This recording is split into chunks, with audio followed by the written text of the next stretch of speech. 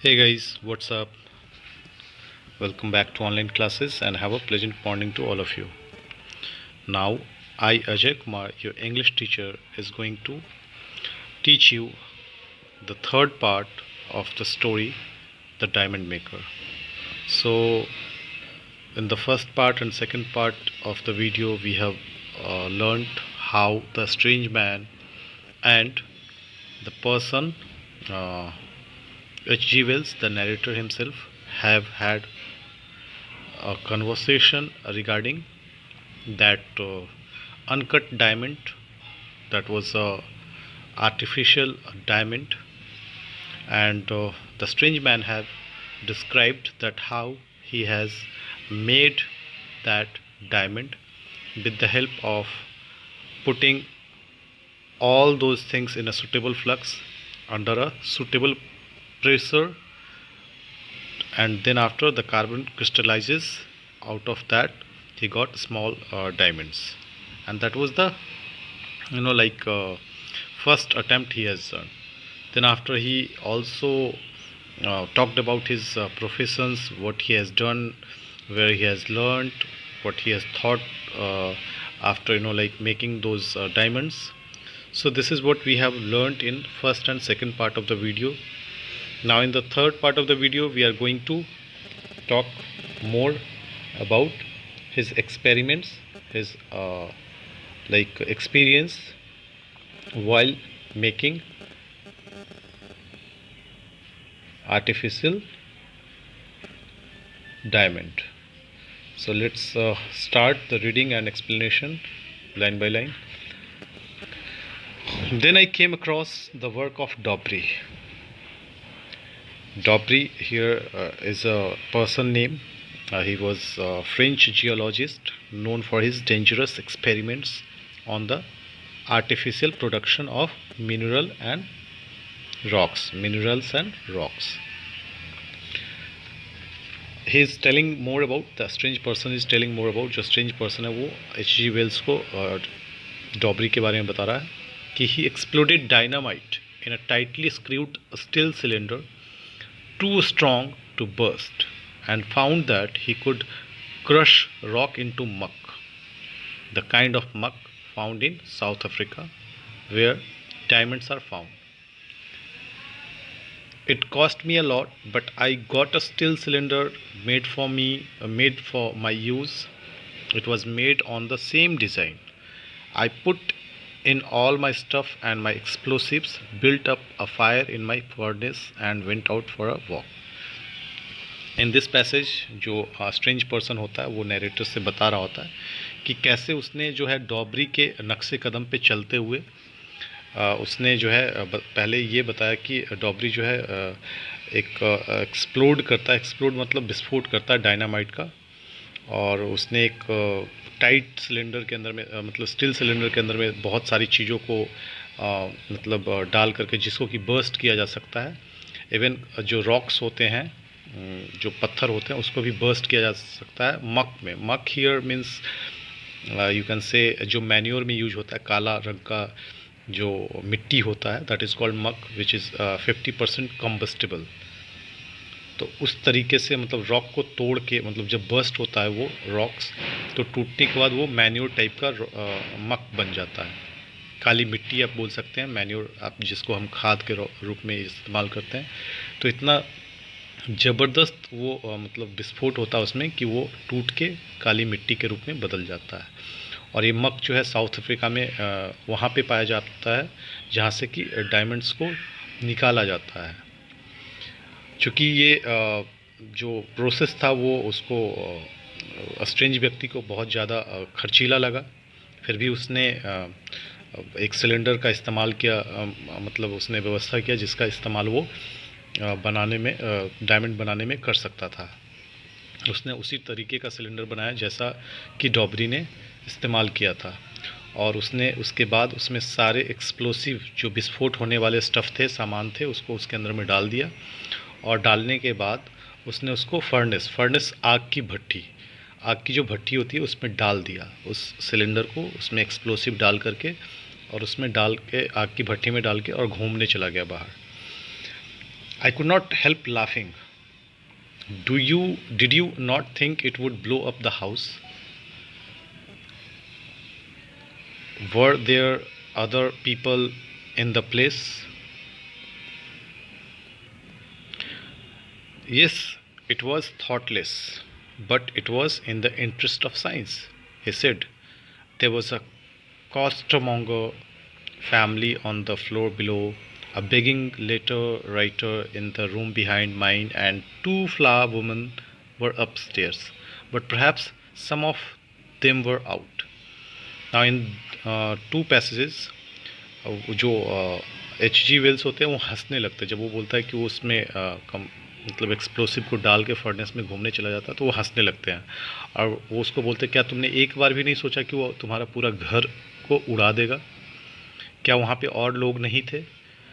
तो स्ट्रेंज व्यक्ति जवाब देता है हाँ, लेकिन ये मेरे किसी काम का नहीं था, मैंने उसके बारे में सोचा भी नहीं, क्योंकि ये जो काम मैं कर रहा था वो साइंस के लिए था, इससे साइंस को बहुत फ़ायदा मिलने वाला था। और वो बताता है कि वहाँ पे कॉस्टर मॉन्गर था। कॉस्टर मॉन्गर का मतलब होता है a person who sells fruit और vegetables from a cart or street stand, जो ठेले पे लगा के सब्जियाँ बेचती है या सब्जी बेचते हैं, उसकी फैमिली थी, नीचे वाले फ्लोर में रहती थी। और बेगिंग लेटर लिखने वाला जो है वो रहता था उसके रूम के पीछे में। और दो टू वुमेंस थी जो ऊपर वाले माले पे रहती थी, अपस्टेयर्स, ऊपर वाले फ्लोर पे, जो कि फूल बेचती थी, और उनमें से कोई शायद एक बाहर गया हुआ था। When I came back, the thing was just where I left it, among the white hot coals. The explosive hadn't burst the case, and then I had a problem to face. You know, time is an important element in crystallization. If you hurry the process, the crystals are small. It is only by continuous standing that they grow to any size. I resolved to let this apparatus cool for 2 years, letting the temperature go down slowly during the time. And by then, I didn't have money, nothing to support myself. Now, in this passage, strange व्यक्ति बोलता है जब मैं वापस आया तो it was just जो जैसा उसने छोड़ के गया था वो वैसा ही था। और वो जो पाइप था, सिलेंडर पाइप था, वो वाइट हॉट कोल्स जो थे, जब कोयला जलता है तो जलने के बाद जो काला कोयला होता है वो वाइट हो जाता है। उस कोल्स के बीच में सिलेंडर ऐसे ही पड़ा हुआ था, वो पाइप ऐसे ही पड़ा हुआ था, और वहाँ पे कोई विस्फोट, कोई धमाका नहीं हुआ था। अब उसको जो है परेशानी झेलना था, उसको प्रॉब्लम फेस करना था। बोलता है स्ट्रेंज व्यक्ति, एच जी वेल्स से बोलता है, नरेटर से बोलता है कि उस समय पे मैंने ये ध्यान नहीं दिया कि जो सबसे इम्पॉर्टेंट एलिमेंट क्रिस्टलाइजेशन के लिए जो ज़रूरी है वो टाइम होता है।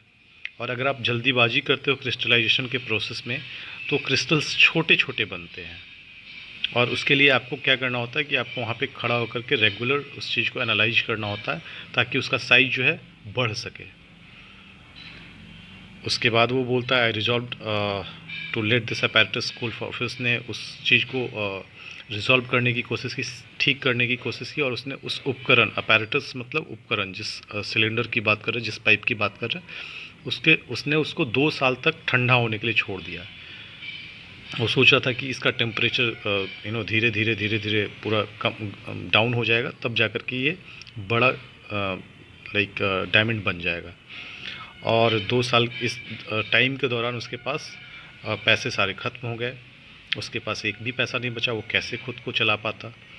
आई can hardly tell you all the hardship I faced while I was making the diamonds.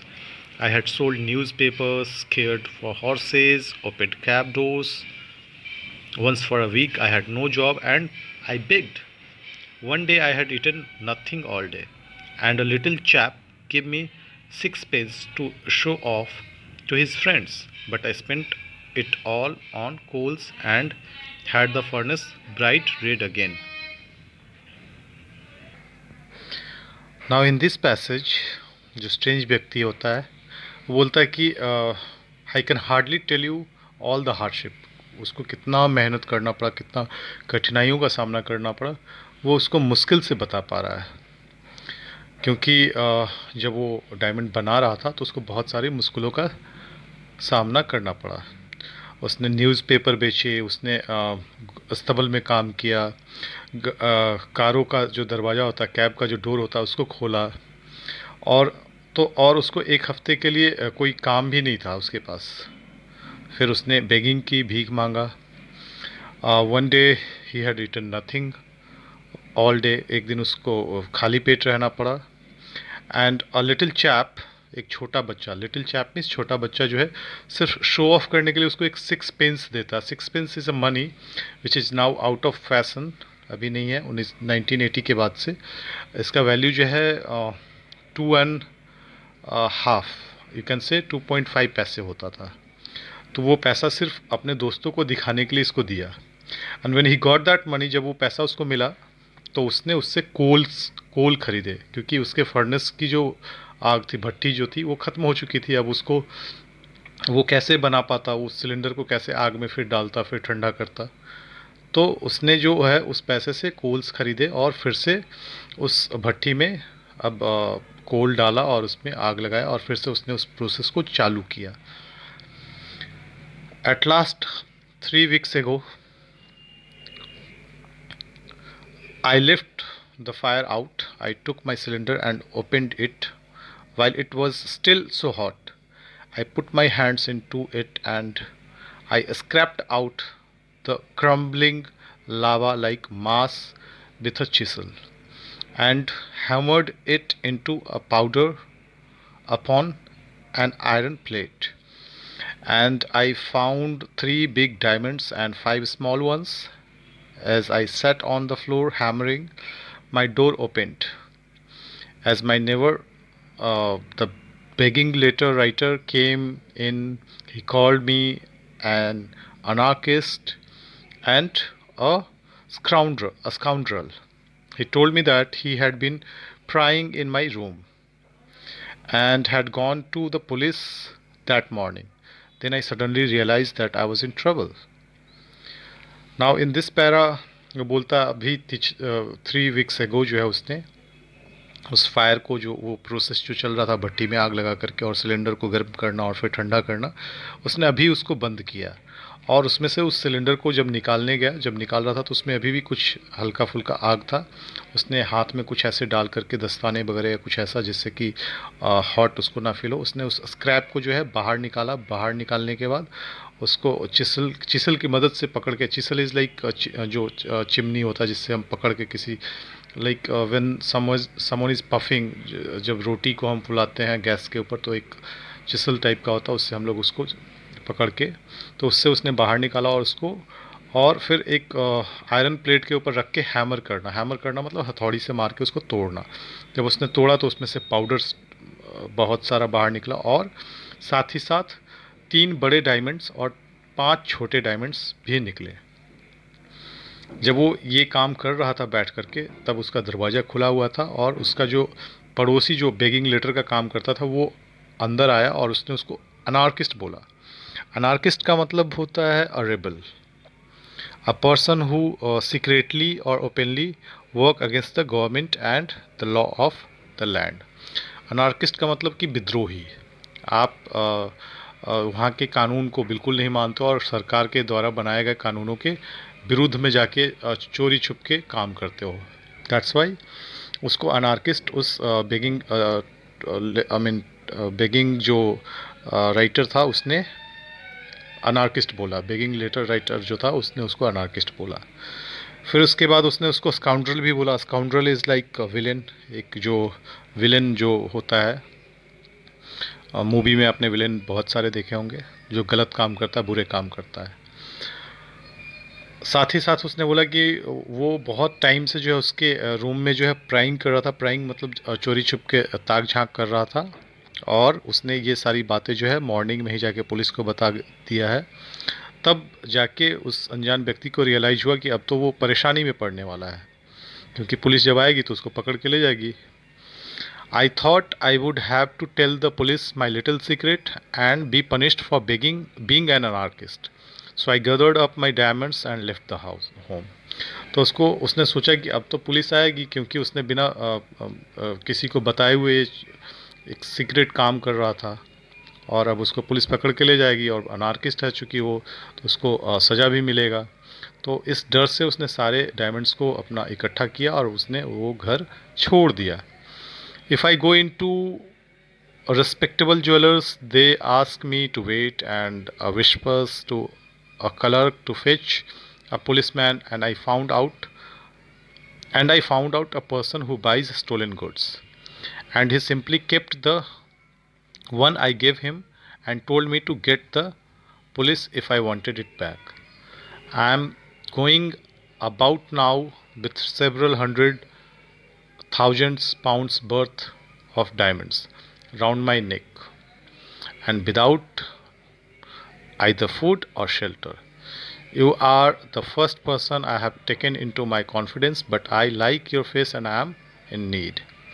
तो कहता है, यदि मैं किसी ज्वेलर के पास जाता हूँ जो जाना माना या नामी गिरामी ज्वेलर है, अगर मैं उसको देता हूँ तो वो लेगा मेरे से और अपने क्लर्क को बोल देगा कि चोरी छुप के बोल देगा कि पुलिस को बुला लो, तब मैं पकड़ा जाऊँगा। और अगर किसी ऐसे व्यक्ति के पास जाऊँ जो चोरी की सामानों को ख़रीदता, तो वो मेरे से ले लेगा और बोलेगा कि अब तुम्हें अगर वापस चाहिए तो सीना जोरी करेगा। दैट मीन्स सीना जोरी करेगा, बोलेगा कि अगर तुम्हें if you want back, sorry guys, फिर वो बोलेगा कि अगर तुम्हें वापस चाहिए तो तुम पुलिस को लेके आओ, तब मैं तुम्हें वापस दूंगा। और इस तरीके से जो है वो किसी के पास गया नहीं, और वो जो हजारों लाखों करोड़ों का जो वो डायमंड उसके पास पड़ा हुआ है, वो उसने गर्दन में बांध रखा है, उसको लेके घूम रहा है। उसके पास नहीं खाने के लिए कुछ है और नहीं रहने के लिए जगह है। और वो नरेटर को बोलता है, आप पहले व्यक्ति हो जिसको उसने कॉन्फिडेंस में लिया है, क्योंकि आप देखने में सज्जन व्यक्ति हो और मुझे अभी ज़रूरत है, I am in need. He looked into my eyes. उस व्यक्ति ने मतलब स्ट्रेंज व्यक्ति ने नरेटर की आंखों में देखा। It would be madness, said I, for me to buy a diamond under these circumstances. Moreover, I do not carry hundreds of pounds about in my pocket. Yet I believe your story. If you like, come to my office tomorrow. I'll buy. तो इस passage में है कि वो बोलता है, वो जब उसकी आंखों में देखता है तो बोलता है, ये बिल्कुल पागलपन है कि मैं आपका ये जो डायमंड है उसको इस स्थिति में ख़रीद लूँ। और सबसे ज़्यादा उससे भी ज़्यादा ये है कि उसके पास अभी हंड्रेड्स ऑफ पाउंड्स है नहीं उसके जेब में, तो वो ख़रीद नहीं सकता है। फिर भी वो उस स्ट्रेंज व्यक्ति की कहानी पे विश्वास करता है और बोलता है कि आपको अगर बेचना ही है तो आप कल मेरे ऑफिस में आओ, मैं आपसे ये डायमंड्स ख़रीद लूँगा। So guys, now we have read the third part of the story and we'll finish it here only. In the fourth and final part of the story, final part of the video, we will read the remained part of the story, and we'll go through the question answer exercises of this chapter as well. So stay tuned with the video, stay tuned with the channel, and do subscribe and like the video. It will be quite helpful for you as well as for me. Now thank you. We'll meet in the next part of the video. Till then, bye, take care and have a nice day. Thank you everyone.